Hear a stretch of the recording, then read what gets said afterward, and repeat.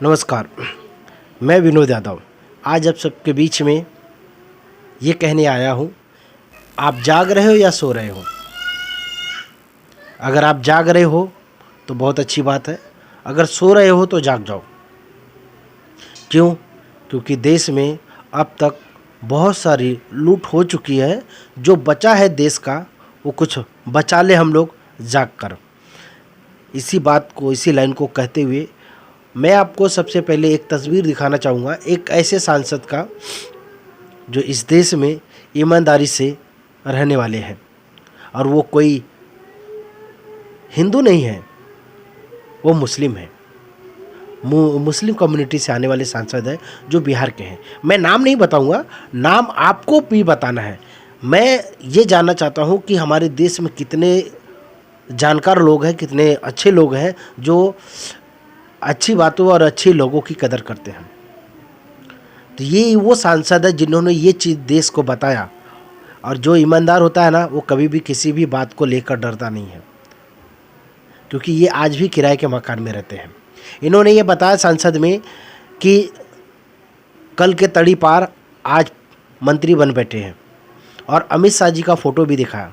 और ये बहुत सही है और गलत बात नहीं है, क्योंकि अमित शाह जी तड़ी पार रह चुके हैं। पुलिस प्रशासन ने भी किया और कोर्ट ने भी तड़ी पार इनको फैसला सुनाया था। आज एक गृह मंत्री बैठे हैं, हम लोगों ने बना दिया। किस बेस पे बना दिया? क्यों? हिंदू मुस्लिम के बेस पे। आपको लगता है कि ये हिंदू के रक्षक हैं? मोदी जी गोधरा कांड के बहुत बड़े मास्टरमाइंड हैं। ये साबित आज तक हो नहीं पाया क्योंकि उन्होंने होने नहीं दिया। कि ऐसे बहुत सारे हमारे देश के भ्रष्टाचारी हैं जो उनके साथ में खड़े हुए, और आज भी जितने भी भ्रष्टाचारी हैं सब मोदी जी के साथ में खड़े हैं। अब दूसरी तस्वीर मैं आपको दिखाने जा रहा हूँ। इस तस्वीर में आप देख सकते हो मोदी जी के साथ में देश का सबसे ईमानदार आदमी नीरव मोदी की तस्वीर आपको दिखाई दे रहा होगा लाल घेरे में। इसे देखकर आप समझ सकते हो कि मोदी जी कितने ईमानदार हैं और कितनी ईमानदारी से देश को चला रहे हैं। क्योंकि ऐसे ईमानदार इनके दोस्त हैं, और इनके दोस्तों की तो झड़ी लगी हुई है। आप इस तस्वीर में देख सकते हो, अडानी जी हो गए, अंबानी जी हो गए, बहुत सारे ऐसे दोस्त हैं। अमित शाह के बेटे जय शाह को जब देश का झंडा दिया गया स्टेडियम में, तो झंडा लेने से मना कर दिया, और स्टेडियम में बैठकर गंदे गंदे इशारे करना, ये किसी अच्छे या इस देश के लोगों का तो न विचार है न विचारधारणा है। न इस देश के जो मूल निवासी है, अभी कहना बहुत ज़रूरी हो रहा है, क्योंकि देश के जो मूल निवासी वो कभी भी अपने देश या अपने देश के लोगों का बुरा नहीं चाहेंगे। जो इस देश के नहीं हैं, हमें इन सारी चीज़ों से ये दिखता है कि ये देश के लोग नहीं हैं। क्योंकि आज कई बार मैं सोशल मीडिया से लेके कई जगहों पे मैंने देख रहा हूँ और सुन रहा हूँ कि हर रोज़ 10 पैसे वाले जो लोग हैं, जिनके पास पैसा हो रहा है, वो देश छोड़ के जा रहे हैं। इंडिया नाम से मोदी जी ने ये कह के हटाया क्योंकि ये अंग्रेज़ों का दिया हुआ नाम है और भारत नाम होना चाहिए। तो मोदी जी के जो दोस्त हैं मुकेश अंबानी जी, वो 42 कमरे का बंगला क्यों खरीदे इंग्लैंड में? ये आप जाके सर्वे करिए, पता करिए, फिर उसके बाद में पता चले तो हमें भी कमेंट करके बताइएगा। क्योंकि ये अल्टीना जब उनकी जो बिल्डिंग है जहाँ पे आरडीएक्स मिला था गाड़ी में, तभी उन्होंने 42 कमरे का घर खरीदा था। इतना हिंट दे दिया, बाकी का आप सर्च करके पता कर सकते। उसके बाद देश में अब मैं एक और चेहरे को दिखाना चाहता हूँ। देश में कर्जा मुक्ति अभियान को लेकर शहनवाज चौधरी जी जो है आज 1-1.5 साल से, जो है कि 1.5-2 साल से वो प्रयास किए जा रहे हैं। क्या मोदी जी के कानों तक ये खबर नहीं गई? क्या बीजेपी के लोगों के पास में ये खबर नहीं गई? आप जी न्यूज़ जैसे लोगों का 65,000 करोड़ माफ़ कर सकते हो, तो क्या देश में जो आम जनता जो कर्जे से जूझ रही है, आत्महत्या कर रही है, क्या आप उन्हें उनके कर्जे माफ़ नहीं कर सकते हैं? नहीं कर सकते। क्यों? क्योंकि यही वो लोग हैं जिनके कंधों पे पैर रखकर मोदी जी प्रधानमंत्री 2 बार बने। और मोदी जी नहीं चाहते कि ये कंधे वापस से किसी के काम आए, इसीलिए इन कंधों को इस कदर से तोड़ रहे हैं कि दोबारा किसी के काम ना आए। जैसे कि अभी इंडिया नाम से जो गठबंधन हुआ है, उसमें उन्हें मोदी जी को राहुल जी के नाम से बहुत ज़्यादा ही दुख हो रहा है, ज़्यादा ही डर है। इस वजह से मोदी जी परेशान है और मोदी जी को इस बात का पता चल गया है कि इस साल 2024 में उनकी सरकार नहीं आने वाली है। इसीलिए देश से बहुत सारी चीज़ों से देश को और देश के लोगों को लूटने का काम शुरुआत हो चुका है। जैसे कि अभी 1 अक्टूबर से देश को लोगों को लगा दिया है काम पे।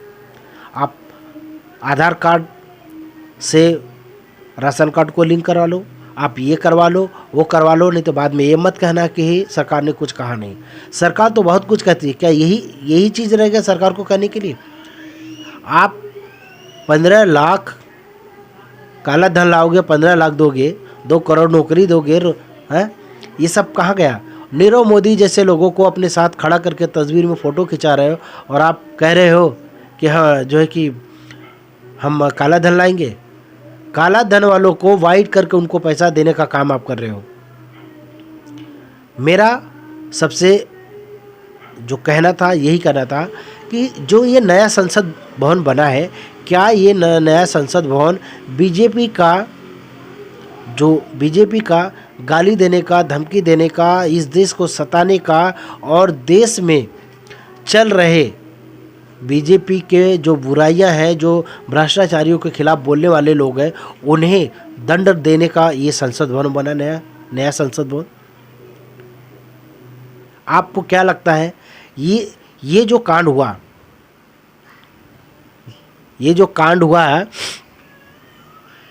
दिलशाद, सॉरी मैं थोड़ा सा मुझे भी फील हर्ट हो रहा है, जो कि जुबा से नाम आना थोड़ा सा तकलीफ हो रहा है। भाजपा सांसद रमेश भिदुड़ी ने बीएसपी सांसद दानिश अली पर गालियों का बौछार किए। थोड़ा सा शब्द इधर उधर हो रहा है, मेरे को बड़ा अजीब लग रहा है, क्योंकि अच्छे लोगों को जब लोग कोई गाली देता है तो बहुत दुख होता है। ऐसे गुंडे लोग जो है संसद में बैठकर गालियां दे रहे हैं, इनके लिए क्या कोई कानून नहीं है? इनके लिए कोई धाराएं नहीं है? पुलिस प्रशासन जो है आम आदमी को उठा के जेल में बंद करती है, बहुत सारी धाराएं लगाती है। क्या ऐसे सांसद लोगों के लिए नहीं है कोई कानून? क्या इनको कारागार में नहीं डालना चाहिए? क्या इनको फांसी पर नहीं चढ़ाना चाहिए? क्या इनके साथ ऐसा काम नहीं होना चाहिए? आप लोगों से मैं यही कहना चाहूँगा कि जाग जाओ। अगर जागे हो तो अच्छी बात है, और सोए हो तो जाग जाओ।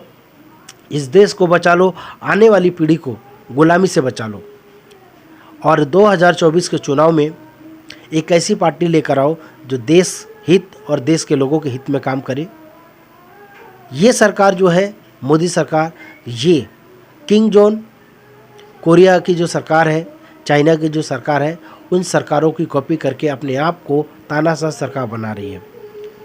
ये सरकार ये साबित करने की कोशिश कर रही है कि तुम चाहे कुछ भी कर लो, हम वही करेंगे जो हमारी मर्जी होगी।